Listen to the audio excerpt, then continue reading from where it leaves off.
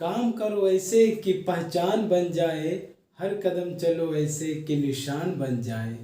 कि काम करो ऐसे कि पहचान बन जाए, हर कदम चलो ऐसे कि निशान बन जाए। यह ज़िंदगी तो सब काट लेते हैं, पर ज़िंदगी जियो ऐसे कि मिसाल बन जाए। नमस्कार दोस्तों, मैं Milan Kushwaha, motivational speaker, teacher, accountant and आपका अपना dear friends. Welcome to all of you officers club. My dear friends, आज की सेशन में बेसिकली हम लोग डिस्कस करेंगे bank reconciliation, that means bank समाधान विवरण। यस माय डियर फ्रेंड्स, आज की सेशन में बैंक रिकॉन्सिलेशन एक ऐसा टॉपिक है जो कि आपको अपेंडिक्स 2 की एग्जाम आप दे रहे हैं तो आप उसमें शॉर्ट नोट्स तो श्योर है कि आएगा ही आएगा, और इससे मल्टीपल चॉइस क्वेश्चंस भी राइज होते हैं। तो डियर फ्रेंड्स, वीडियो में स्टार्ट टू बने रहिए, और यदि आप इस चैनल पर नए हैं तो just subscribe this channel, because इस चैनल पर आपको हर अपडेटेड से अपडेट किया जाता है। Should my dear friends, don't kill the time and let's begin.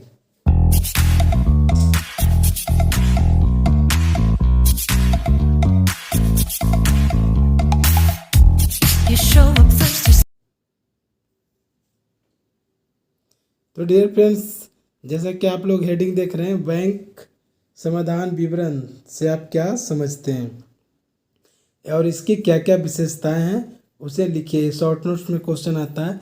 तो सबसे पहले हमको एक अपना जो व्यू है उस व्यू को देना है। बैंक समाधान विवरण क्या है, इसमें क्या होता है, उसके बाद किसी का एक डेफिनेशन देना है जो कि एक स्टैंडर्ड टाइप का डेफिनेशन हो, और उसके बाद इसके हम विशेषताओं को लिखना शुरू करेंगे।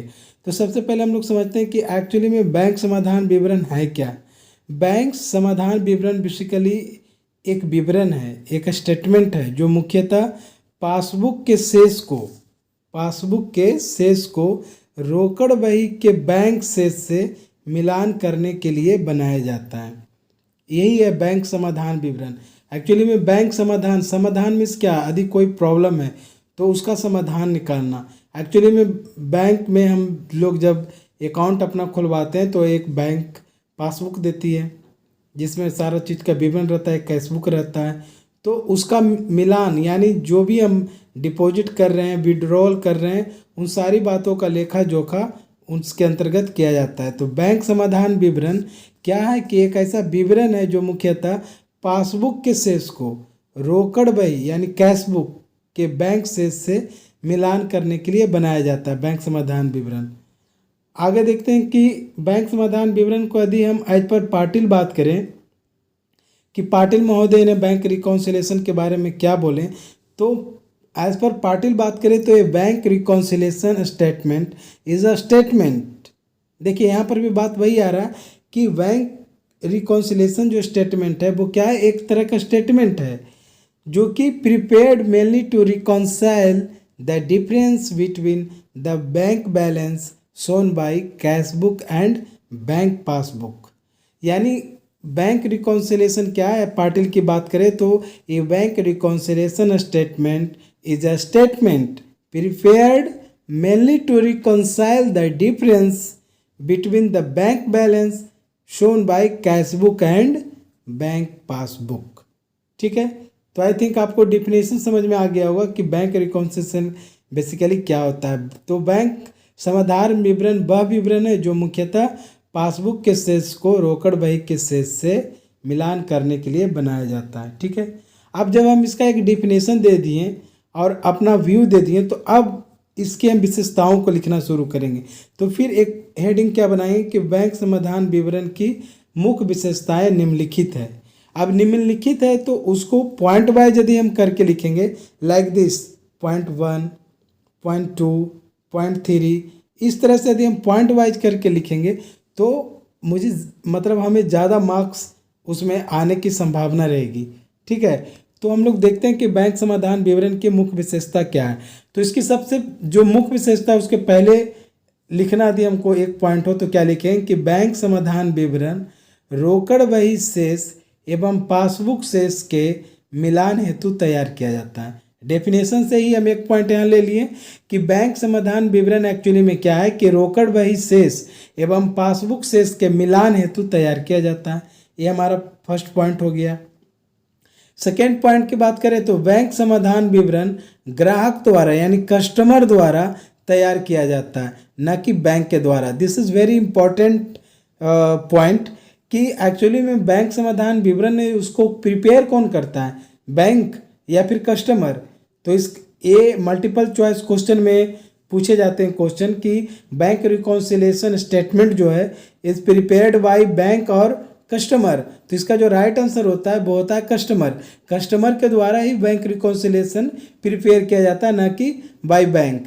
तो हम एक पॉइंट क्या लिख सकते हैं कि बैंक समाधान विवरण जो है वो कस्टमर द्वारा तैयार किया जाता है, न कि बैंक के द्वारा। ठीक है, चलिए अगले पॉइंट की ओर बढ़ते हैं तो देखते हैं कि बैंक समाधान विवरण जो है यह न तो जर्नल का भाग है और ना ही खाता बही का भाग है। यानी बैंक रिकॉन्सिलेशन ना तो जर्नल का भाग है और ना ही लेजर का भाग है। एक पॉइंट ये हो गया।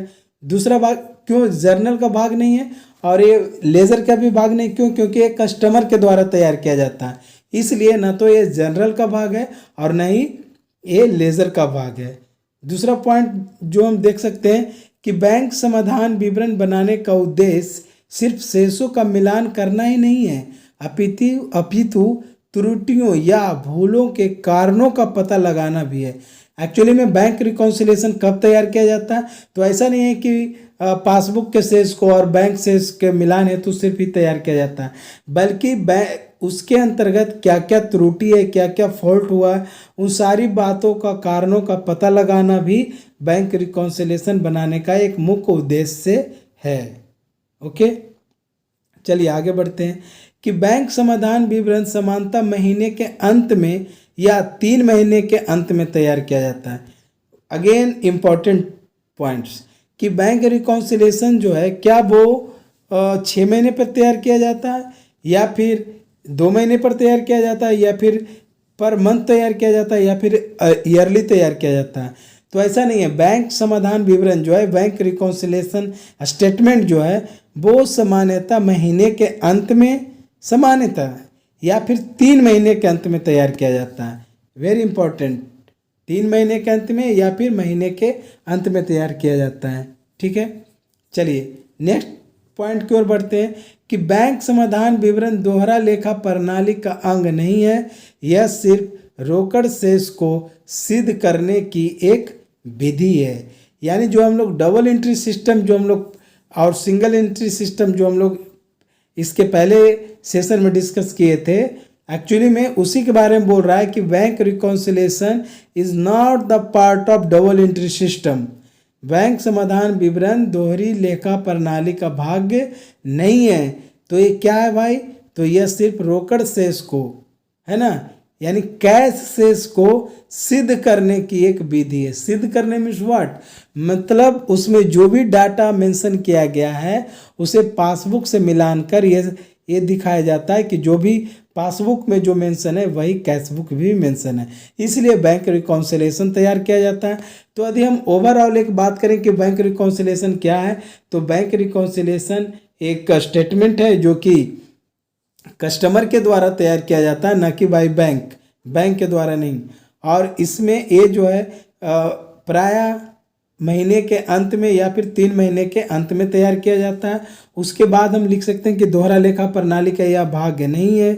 उसके बाद क्या लिख सकते हैं कि इसका उद्देश्य सिर्फ गलतियों को या फिर डाटा को मिलान करने का ही नहीं, बल्कि त्रुटियों को भी, कारणों का पता लगाना भी इसका एक उद्देश्य है। और एक पॉइंट और जोड़ सकते हैं क्या कि यह ना तो जनरल का भाग है और ना ही लेजर का भाग है। तो इस प्रकार से आप बैंक रिकॉन्सिलेशन यदि एग्जाम में आपके आता है तो आप एक अपना व्यू दीजिए कि बैंक रिकॉन्सिलेशन क्या है। मतलब इस तरह से कि बैंक समाधान वह विवरण है जो मुख्यतः पासबुक के शेष को रोकड़ बही के शेष से मिलान करने के लिए बनाया जाता है। उसके बाद एक एक्सपर्ट का डेफिनेशन दे दीजिए, जैसे कि फॉर एग्जांपल बात करें तो as per Patil we can say that a bank reconciliation statement is a statement which is prepared mainly to reconcile the differences between the bank balance shown by cash book and bank passbook।